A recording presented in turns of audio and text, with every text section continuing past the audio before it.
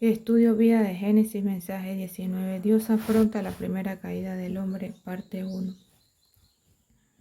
En el mensaje anterior estudiamos la primera caída del hombre y consideramos su causa, su proceso y su resultado. Vimos cuán horrible fue la causa, cuán arduo el proceso y cuán terrible el resultado. Alabado sea Dios porque Génesis 3 no para allí. Génesis 3 no solo revela la causa, el proceso y el resultado de la primera caída del hombre, sino también la manera en que Dios afronta esa caída. Lo hace trayendo la salvación y su mensaje es el Evangelio. Estamos predicando el Evangelio a todos los que leen este mensaje. La primera predicación en todo el universo se narra en el capítulo 3 de Génesis. No piensen que Génesis 3 es un capítulo negativo, al contrario, es muy positivo. Aunque este capítulo empieza con el maligno, la serpiente insidiosa y astuta, fue esta la que preparó el camino para que viniera la simiente de la mujer. Esto es maravilloso. ¿Quién es la simiente de la mujer? Jesús. Jesús nació de una mujer, no de un hombre. Los presuntos críticos modernos, quienes atacan los libros de Génesis y Apocalipsis, afirman que Jesús no nació de una virgen, alegando que nació de José el carpintero. Esta afirmación constituye la blasfemia más grande en contra del Señor Jesús. El Señor no era hijo de aquel carpintero que más tarde fue el marido de la Virgen María, de la cual nació Jesús. De modo que Jesús no fue la simiente de ningún hombre.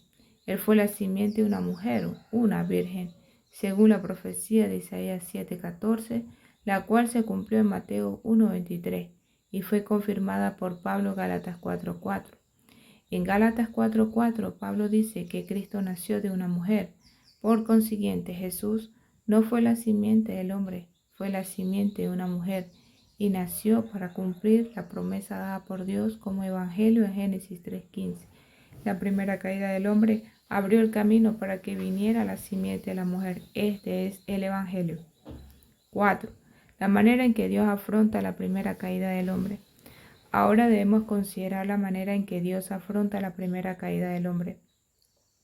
Dios no juzgó al hombre. Inmediatamente después de la caída, tanto Adán como Eva se dieron cuenta de que no eran buenos. Se condenaron a sí mismos, se escondieron y usaron hojas de higuera para cubrirse. Génesis 3 del 7 al 8. Adán y Eva se escondieron de la presencia de Dios. Sabían que habían violado la prohibición de Dios de no comer el fruto del árbol del conocimiento y que el resultado de su transgresión había de ser la muerte. Por consiguiente, se escondieron de la presencia del Señor esperando la condena a muerte. Sin embargo, Dios no vino a condenarlos a muerte, sino a predicarles el Evangelio. Dios no pronunció la sentencia a muerte, Él anunció el Evangelio. Buscó al hombre. ¿Sabe usted cuál fue la primera palabra de la predicación de ese Evangelio? Fue la pregunta hecha en Génesis 3:9. ¿Dónde estás tú? En los primeros años de mi ministerio usé esta pregunta repetidas veces como tema central al predicar el Evangelio. Preguntaba a la gente, ¿dónde están? Caballero, ¿dónde están? Dama, ¿dónde están? Jóvenes, doctores, maestros, ¿dónde están? Ustedes deben saber dónde están. Esta pregunta no es la sentencia de un juicio, es la primera proclamación de las buenas nuevas. Dios buscaba al hombre preguntando, ¿dónde estás tú? Después de la caída, el hombre dejó de ser sincero y honesto. Si Adán hubiera sido honesto cuando Dios le preguntó dónde estaba, habría confesado inmediatamente su transgresión. Pero no lo hizo. Sin embargo, en su respuesta, él reconoció que estaba desnudo. Versículo 10. Entonces Dios le preguntó, ¿quién te enseñó que estabas desnudo? ¿Has comido el árbol que yo te mandé que no comiese? Adán debía haber confesado el asunto con franqueza. Sí, Dios, comí de él. Por favor, perdóname. Sin embargo, en lugar de confesar inmediatamente su propia transgresión, él se quitó la responsabilidad y la echó sobre la mujer. Adán dijo, la mujer que me diste por compañera me dio del árbol y yo comí. Versículo 12. Con su respuesta le echaba la culpa a Dios por haberle dado la mujer que le dio el fruto del árbol. Solo entonces reconoció haberlo comido. Aparentemente Adán decía, no es mi culpa. Dios, tú eres responsable por el problema que me causó la mujer que me diste. Si no me hubiera dado la mujer, yo jamás habría comido de ese árbol. Tú me diste la mujer, ella me dio del fruto del árbol y yo comí. No obstante, Dios no lo reprendió porque no había venido a juzgar, sino para salvar. Dios vino al hombre en el huerto de la misma manera que su Hijo había de venir muchos siglos más tarde. Él vino a salvar y no a juzgar. Juan 3:17. Entonces Dios se volvió a la mujer y le preguntó, ¿qué es lo que has hecho? Así como Adán, Eva no confesó inmediatamente su culpa. Ella dijo, la serpiente me engañó y comí. De la primera caída del hombre, los seres humanos han actuado de esta manera. Cuando los niños no se comportan correctamente, nunca confiesan su falta, sino que siempre le echan la culpa a alguien o algo. El niño puede hasta echarle la culpa a un gato, diciendo, mamá, si no tuvieras este gato, yo no habría hecho eso. No es mi culpa, la culpa es tuya por tener ese gato. Queda claro que mientras Dios afrontaba la primera caída del hombre, buscaba al hombre perdido como su hijo lo iba a hacer muchos años más tarde en su deseo de salvar al hombre. Lucas 19:10. Dios no buscaba al hombre para condenarlo, sino para predicarle el evangelio. B. Juzgó a la serpiente.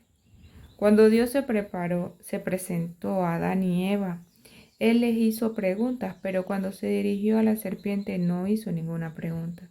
Él condenó inmediatamente a la serpiente. Dios no le preguntó a la serpiente, serpiente, ¿hiciste eso? Cuando Dios se presentó a Adán le preguntó, ¿dónde estás tú? Versículo 9. También le preguntó, ¿quién te enseñó que estaba desnudo? Y comiste del árbol que te mandé, no comieses. Versículo 11. Dios también le preguntó a la mujer, ¿qué hiciste? Versículo 13. Dios les hizo todas estas preguntas a Adán y Eva, no porque tuviese la intención de condenarlos, sino para incitarlos a confesarse. Sin embargo, cuando Dios se dirigió a la serpiente, no le preguntó nada. Le dijo, por cuanto esto hiciste, maldita serás entre todas las bestias y entre todos los animales del campo. Sobre tu pecho andarás y polvo comerás todos los días de tu vida. Versículo 14. Este es el juicio de Dios sobre la serpiente. 1. Se arrastra sobre el pecho, limitado a moverse en la tierra. Andar sobre el pecho y comer del polvo todos los días de su vida fue indudablemente una maldición.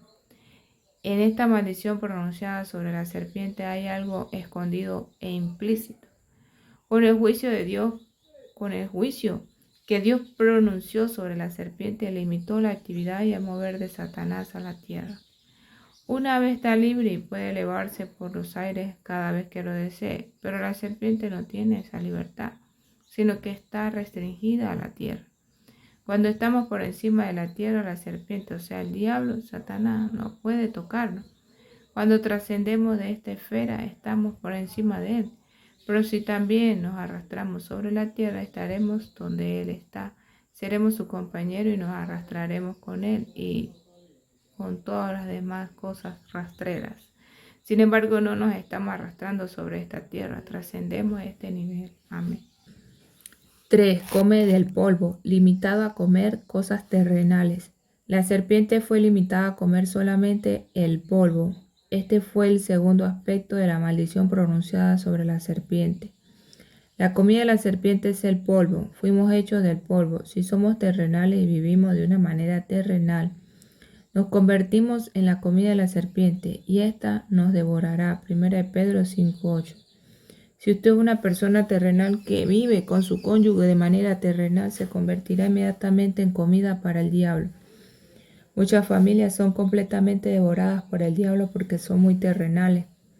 ¿Por qué su vida matrimonial aparentemente devorada por el diablo? Porque su vida matrimonial es terrenal y está llena de polvo.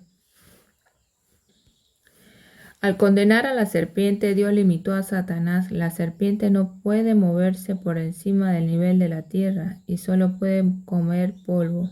Dios creó al hombre con espíritu, alma y cuerpo. El cuerpo y el alma son terrenales, pero el espíritu no lo es. Nuestro espíritu, por no ser terrenal, no es comida para Satanás. A la serpiente solo se le permite comer del polvo. Nuestro cuerpo y alma caídos constituyen la comida de Satanás, pero nuestro espíritu es diferente. El espíritu humano no es terrenal, por tanto no es la comida de Satanás. Cada vez que andamos en nuestra carne nos convertimos en una suculenta comida para Satanás, y cada vez que somos anímicos somos comida para el diablo. No obstante, cada vez que nos volvemos al espíritu, olvidando el cuerpo y el alma, Satanás no tiene nada que comer. Cuando nos volvemos al espíritu, Satanás queda limitado. Alabado sea el Señor por los límites que Dios en su juicio estableció para la serpiente. Amén. No tenemos que arrastrarnos sobre la tierra y tampoco tenemos que ser terrenales. Hermana, cuando su marido o sus hijos le causen disgusto, no deben permanecer en la tierra. Pueden ejercitar su espíritu y elevarse inmediatamente a los cielos, y el diablo no podrá tocarles. La serpiente está limitada a la tierra y solo puede comer cosas terrenales. Si usted se eleva al tercer cielo, dirá: Satanás, ¿qué estás haciendo allí? Estás jugando con mi marido y con mis hijos traviesos. Satanás, estoy aquí en el tercer cielo y tú no puedes tocarme. No puedes devorarme. Puedo aplastarte debajo de mis pies. El Dios de paz aplastará en breve a Satanás bajo vuestros pies. Romanos 16:20. Si queremos aplastar a Satanás, debemos estar por encima de él. Si nos encontramos debajo de él, ¿cómo puede Dios aplastarlo debajo de nuestros pies? Puesto que la serpiente ha sido limitada a la tierra, nos resulta muy fácil pisarla. Alabado sea el Señor, porque al juzgar a la serpiente, Dios predicó el Evangelio. Dios ha limitado la actividad y la dieta de Satanás. Después de pronunciar ese juicio sobre la serpiente, Dios proclamó las buenas nuevas mencionadas en Génesis 3:15. Sí, la promesa hecha al hombre. En Génesis 3:15 vemos la promesa maravillosa que Dios hizo al hombre después de la caída. Y pondré enemistad entre ti y la mujer, y entre tu simiente y la simiente suya. Esta te herirá en la cabeza y tú le herirás en el calcañar. Ciertamente esta promesa es una buena nueva. 1. El trasfondo. El trasfondo en el que fue dada la promesa de Dios era que el hombre había sido tentado por la serpiente, había caído en el pecado. Versículo 13. En aquel tiempo el hombre temía a Dios y esperaba su sentencia de muerte. Versículo 8 y 10. Sin embargo, Dios no la condenó. Él juzgó a la serpiente. Versículo 14. 2. El contenido. A. Puso enemistad entre la serpiente y la mujer. En Génesis 3:15 Dios dijo a la serpiente: y pondré enemistad entre ti y la mujer. No nos gusta la palabra enemistad porque no queremos meternos en luchas ni en conflictos. Pero Dios dijo que Él pondría enemistad entre la serpiente y la mujer. Dios no abandonó el control de la situación y no permitió que la mujer y la serpiente se defendieran. Aparentemente Dios decía: controlaré esta situación, mantendré mi control sobre todo, pondré enemistad entre ti y la mujer. Pronto veremos quién es la mujer.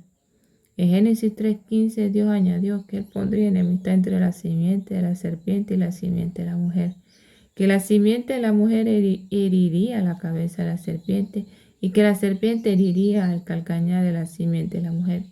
Esto revela que la simiente de la serpiente y la simiente de la mujer serían enemigas, que la simiente de la mujer heriría la cabeza de la serpiente y que la serpiente heriría el calcañar de la simiente de la mujer. Herir la cabeza de la serpiente significa destruirla y matarla. Génesis 3:15 nos muestra que la simiente de la mujer destruirá a la serpiente y que la serpiente solo puede herir el calcañar de la simiente de la mujer. Como la mayoría de las cosas mencionadas en Génesis del 1 al 3, Génesis 3:15 es una semilla extremadamente significativa del Evangelio. En Génesis 3:15 Dios proclamó por primera vez su Evangelio pleno. Por consiguiente, debemos detenernos en este versículo para ver quién es la mujer, quién es la simiente de la serpiente y quién es la simiente de la mujer. Debemos familiarizarnos con estas tres clases de personas: la mujer, la simiente de la serpiente y la simiente de la mujer. Primero veamos quién es la mujer. Como dijimos con anterioridad, en Génesis del 1 al 3 casi todo constituye una semilla y también una señal o un símbolo. Por consiguiente, debemos presentar la alegoría de este pasaje de la palabra santa. Después de leer el mensaje precedente, debemos entender que la posición adecuada de los seres humanos es la de una mujer. A los ojos de Dios todos tenemos la posición de mujer, aunque seamos hombres. Si proclamamos que somos hombres delante de Él, seremos devorados inmediatamente por Satanás. Indudablemente la mujer mencionada en Génesis 3:15 es Eva y representa a todo el pueblo de Dios, a los que se mantienen en la posición de mujer, confiando en Dios.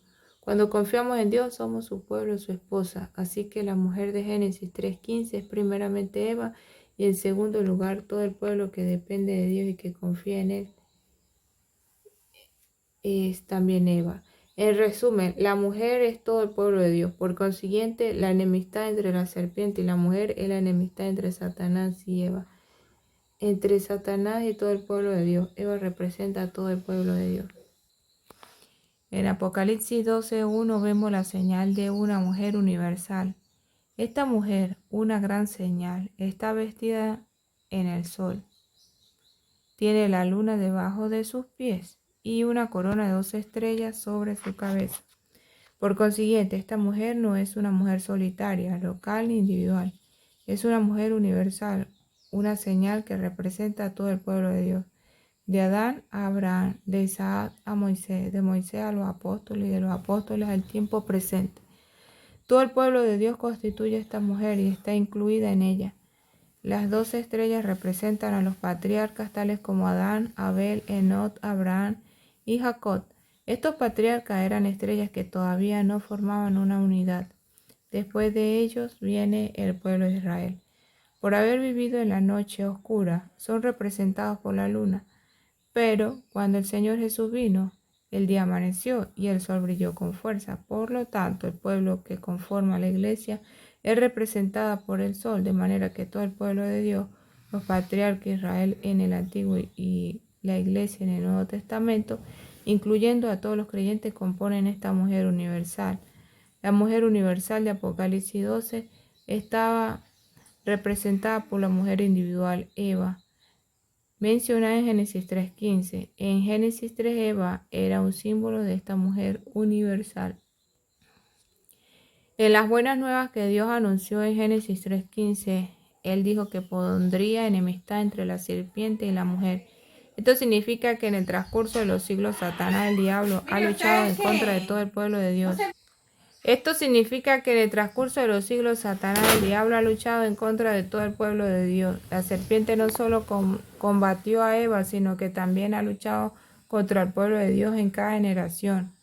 El asesinato de Abel por mano de su hermano Caín es un ejemplo de esto. En 1 Juan 3:12 se nos muestra que ese asesinato no fue simplemente un crimen perpetrado por Caín, sino algo hecho por el inicuo, la serpiente. La serpiente usó a Caín para matar a Abel. Si no ponemos nuestra confianza en Dios, no somos el pueblo de Dios. Si no somos el pueblo de Dios, nos hallamos en la misma categoría que Satanás y Él no peleará en contra de nosotros. Pero cuando usted se vuelve a Dios y confía en Él, la serpiente lo atacará inmediatamente. Esta es la enemistad que existe entre la serpiente y la mujer. B. Puso enemistad entre la simiente de la serpiente y la simiente de la mujer. Adán y Eva esperaban la muerte, pensaban estar bajo sentencia de muerte. Por consiguiente, la mención de una simiente vino como buenas nuevas para ellos. Pensaban que les era imposible tener una simiente porque estaban destinados a morir inmediatamente. Cuando Adán oyó que la mujer iba a traer simiente, él le dio a su esposa el nombre Eva, que significa en hebreo viviente. Mientras Adán y Eva esperaban la condena a muerte, con temor y temblor vino la nueva. Esta mujer tendría una simiente y Adán no dijo espontáneamente viviente, no estás muriendo, estás viva. Tu nombre es Eva, estás viviendo. Como vimos en el mensaje 17, cuando Adán vio a Eva por primera vez en Génesis 2:23, estaba emocionado y dijo, esto es ahora hueso en mi hueso y carne en mi carne. Génesis 3, Adán también se mostró emocionado.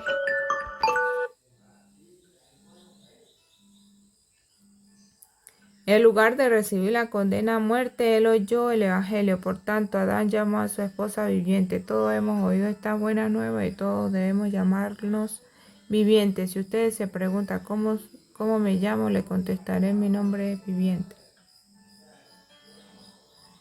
Dios predicó el Evangelio en el versículo 15 y Adán reaccionó al Evangelio en el versículo 20. Si Adán no hubiera reaccionado al Evangelio, habría llamado a su esposa muerta, diciendo: pobre mujer, ¿no sabes que eres la causa de la muerte? Tu nombre debería ser muerta.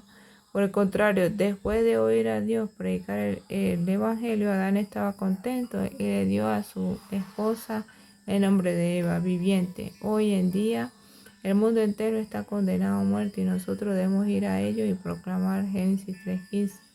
Cuando la gente oiga las buenas nuevas de Génesis 3:15, reciba el Evangelio y responda en él. A él gritará: ahora vivimos, alabado sea el Señor. 1. La enemistad entre la simiente de la serpiente y la simiente de la mujer. La simiente de la serpiente es el pueblo que sigue a Satanás. La Biblia usa varios términos para describirlos. En Mateo 3:7 son llamados cría de víboras. En Mateo 13:38 son designados hijos del maligno. En Juan 8:44 el Señor Jesús se refirió a ellos y dijo que pertenecían a su padre, el diablo. En 1 Juan 13 el apóstol Juan dijo que todo aquel que practica el pecado es del diablo, versículo 8. Él también usó la expresión los hijos del diablo, versículo 10. Todos estos títulos indican que quienes siguen a Satanás son la simiente de la serpiente. El significado es el mismo: que se llamen cría de víboras, hijos del diablo o hijos del diablo. Son la simiente de la serpiente y persiguen al Señor Jesús y a los vencedores y luchan contra ellos. La simiente de la mujer es el Señor Jesús. Nació de la Virgen María. Isaías 7:14, Mateo 1:23, Gálatas 4:4. De modo que Él es la verdadera simiente de la mujer. Él es la simiente profetizada en las buenas nuevas que Dios mismo proclamó en Génesis 3:15. Él es aquel que hirió la serpiente. Existe una gran enemistad entre los que siguen a Satanás y al Señor Jesús. 2. La simiente de la mujer hiere la cabeza de la serpiente. El Señor Jesús, la simiente de la mujer, hirió la cabeza de la serpiente. El Señor destruyó a Satanás, aquel que tiene el poder de la muerte. Hebreos 2:14, 1 Juan 3:8 lo revela claramente. 3. La serpiente hiere el calcañar de la simiente de la mujer. Mientras el Señor Jesús destruía a la serpiente en la cruz, la serpiente hería su calcañar. Esto significa que Satanás hirió al Señor al clavar sus pies en la cruz. Salmo 22:16. 4. La enemistad entre la serpiente y los vencedores. ¿Quiénes son los vencedores? Como ya hemos visto, la mujer de Génesis 3:15 es en primer lugar Eva y en segundo lugar todo el pueblo de Dios, incluyendo a la Virgen María, como lo representa Eva. Por consiguiente, la simiente de la mujer es principalmente el Señor Jesús, quien nació de María. Sin embargo, podemos ver más acerca de la simiente de la mujer en Apocalipsis 12. La mujer descrita en Apocalipsis 12 y representada en Génesis 3:15 es una mujer universal y dentro de ella se encuentra una parte llamada el Hijo Varón, Apocalipsis 12:1, 2:5. En un sentido bíblico, la mujer representa la debilidad, pues la mujer es el vaso débil, 1 Pedro 3:7. El hombre, especialmente el Hijo Varón, representa la fuerza. La mujer universal que se describe en Apocalipsis 12 tiene dos partes: la parte exterior, que es la mujer misma, y la parte interior, o sea, el Hijo Varón. La parte exterior, la mujer, es la parte débil, la parte interior, el Hijo Varón, es la parte fuerte. El pueblo de Dios en su totalidad constituye la mujer, quien es bastante débil, pero entre todo el pueblo de Dios se encuentra una parte fuerte, el Hijo Varón, los vencedores.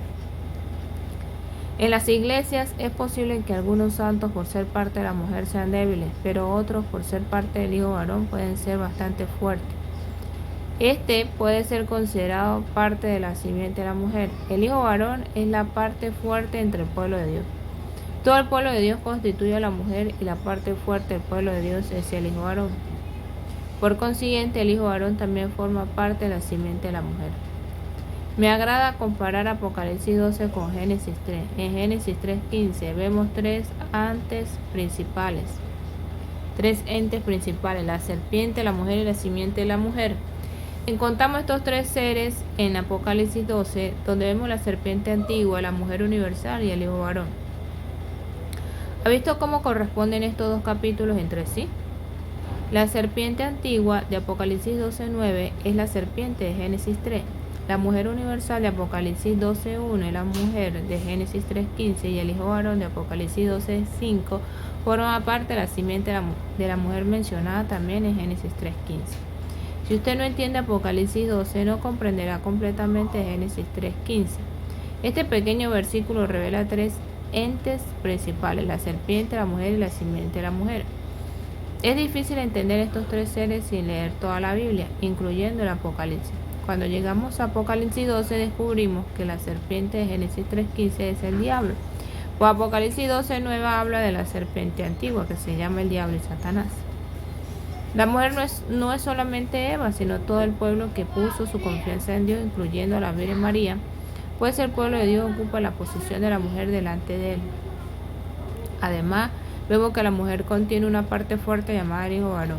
Por consiguiente, el hijo varón de Apocalipsis 12 forma parte de la simiente de la mujer mencionada en Génesis 3:15.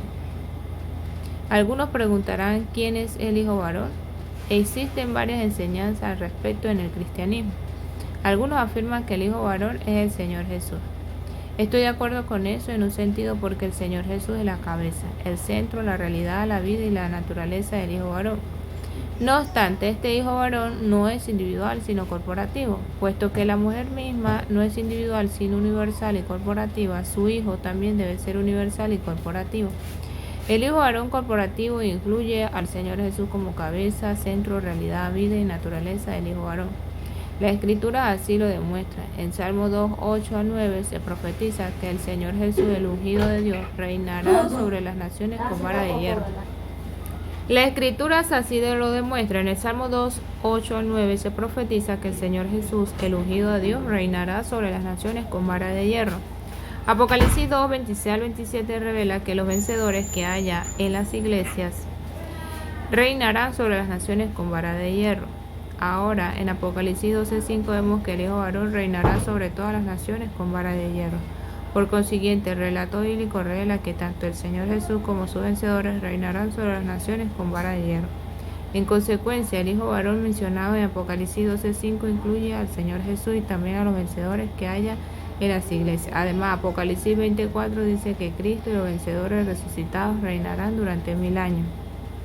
Así que el hijo varón de Apocalipsis 12 no es el Señor Jesús como individuo ni los vencedores separados de él, sino el Señor Jesús junto con los vencedores. Cristo es el vencedor más destacado, Apocalipsis 3:21 lo dice. Como principal vencedor, Él es la cabeza, el centro, la realidad, la vida y la naturaleza de los vencedores. Entre el pueblo de Dios en la tierra hay una parte fuerte que incluye al Señor Jesús y a los vencedores. Por lo tanto, el Señor Jesús y los vencedores componen al hijo varón. La enemistad que hay entre la serpiente y la simiente de la mujer mencionada en Génesis 3:15 se manifiesta plenamente en Apocalipsis 12. En Apocalipsis 12 vemos que la serpiente antigua hace todo lo posible por perjudicar al hijo varón y a la mujer. Versículo 4, 13-17. Así, la enemistad de Génesis 3:15 se cumple cabalmente. El Señor Jesús fue un hijo varón, sin embargo, nació de una mujer. ¿Qué significa esto? Esto significa en la esfera espiritual que el Señor Jesús nació de una fuente que confiaba en Dios. La mujer es la fuente de la simiente y la simiente, la cual incluye al hijo varón que vence al enemigo, es más fuerte que la mujer. La fuente del hijo varón es una mujer, no un hombre. Su fuente es el que confía en Dios y no quien se declara independiente de Dios. El hijo varón es la simiente de una mujer que confía en Dios y que depende de él. El Señor Jesús fue la simiente que provino de esa fuente. De mismo modo, todos debemos ser la simiente de la mujer, la simiente de una fuente que depende de Dios. Si pretendemos ser un hombre delante de Dios, ponemos un fin a nuestra relación con Dios y dejamos de pertenecerle a Él. Todo aquel que pertenece a Dios debe ser una mujer delante de Él. Si los que tienen a su cargo las iglesias dicen sabemos cómo manejar las cosas, entonces dejan de ser la mujer delante de Dios y asumen la posición del hombre. Dice, si pretendemos ser un hombre delante de Dios, ponemos fin a nuestra relación con Dios y dejamos de pertenecerle a Él. Todo aquel que pertenece a Dios debe ser una mujer delante de Él. Si los que tienen a su cargo las iglesias dicen, sabemos cómo manejar las cosas, entonces dejan de ser la mujer delante de Dios y asumen la posición de hombre. Los hermanos que tienen el liderazgo deben decir, Señor, tú sabes cuán débiles somos, dependemos de ti. Aparte de ti, Señor, no podemos hacer nada. Confiamos en ti en todas las cosas. Si los hermanos que tienen liderazgo tienen esta actitud, son verdaderamente la mujer delante de Dios. Génesis 3:15 no menciona la simiente del hombre, pues solo la simiente de la mujer tiene la debida posición delante de Dios. Por una parte somos la mujer, por otra somos la simiente de la mujer. Somos aquellos que confían en Dios. Esta es nuestra fuente. También somos la simiente de esta fuente que confía en Dios. Por consiguiente, podemos fortalecernos. La simiente de la fuente que confía en Dios es la única que puede ser fuerte, no fuerte en sí misma, sino en Dios. El Señor Jesús fue el primero en ser una persona así. Él era cabeza del Hijo varón. Ahora también es el centro, la realidad, la vida y la naturaleza del Hijo varón. ¿Cuánto combate el enemigo Satanás en contra del Hijo varón? 3. El centro. El punto crucial y central de Génesis 3:15 es el hecho de que la simiente de la mujer, o sea, el Señor Jesús, vendría para destruir a Satanás en la cruz. Esta es la mayor proclamación en la predicación de las buenas nuevas. Una vez más repito que Adán y Eva temblaban bajo la inminente condena a muerte, pero Dios, en lugar de condenarlos, los sorprendió con la predicación del Evangelio. Adán y Eva temían a Dios y aborrecían a la serpiente. Por consiguiente, Dios declaró en sus buenas nuevas que aquel que era llamado la simiente de la mujer vendría para destruir a la serpiente. Este era el Evangelio. La promesa con respecto a la simiente de la mujer y a la destrucción venidera de la serpiente eran las buenas nuevas proclamadas a la primera generación de pecadores. 4. El cumplimiento. En el pueblo de Dios. La promesa de Génesis 3:15 se ha cumplido a lo largo de las generaciones. Primero se cumplió en todo el pueblo de Dios. Desde que fue dada esta promesa, Satanás ha sido el enemigo del pueblo de Dios. Él seguirá siendo el enemigo hasta que sea echado al abismo. Apocalipsis 20, del 1 al 3. Y finalmente al lago de fuego. Apocalipsis 20, del 7 al 10. Antes de ser echado al lago de fuego, él seguirá siendo el enemigo del pueblo de Dios. B. En todos los vencedores. Además, esta promesa se cumple en todos los vencedores hasta el tiempo del arrebatamiento. Esto se revela en Apocalipsis 12. C. En el Señor Jesús. Esta promesa se cumplió por completo en el Señor Jesús. Primero se cumplió en el tiempo de su nacimiento, Mateo 2, 13, 22. Cuando el Señor Jesús nació, la serpiente suscitó mucha enemistad y provocó la muerte de muchos niños. Segundo, la promesa se cumplió en la vida terrenal del Señor. Si leemos los 4 evangelios, veremos que Satanás perturbaba continuamente al Señor Jesús, persiguiéndole y oponiéndose a él. Finalmente, Satanás hirió el calcañar del Señor en la cruz, como se profetizó en el Salmo 22:16. La promesa hecha en Génesis 3:15 revela que Satanás es el enemigo del pueblo de Dios. Por último, el Señor Jesús vino como la simiente de la mujer para destruir al enemigo. Hoy en día disfrutamos el cumplimiento de esta promesa. Amén. Jesús es el Señor. Gracias, Señor Jesús, porque hoy disfrutamos el cumplimiento de la destrucción de Satanás, de la victoria sobre Satanás. Aleluya. Oh Señor, gracias porque tú venciste a Satanás en la cruz y hoy nosotros por medio de ti disfrutamos de tu victoria, Señor Jesús. Oh Señor, tú eres la cabeza, Señor Jesús. Tú eres el que gobierna y dirige a todos los jóvenes, a todos los hombres. Dirige tú, Señor, a todos los hombres, Señor. Amén. Haz que este evangelio sea predicado, Señor, a nuestros familiares más cercanos. Y así también crezcan el número de los creyentes. Aleluya. Fortalécenos, Señor, nuestro hombre interior. La fe en ti, Señor Jesús. Amén.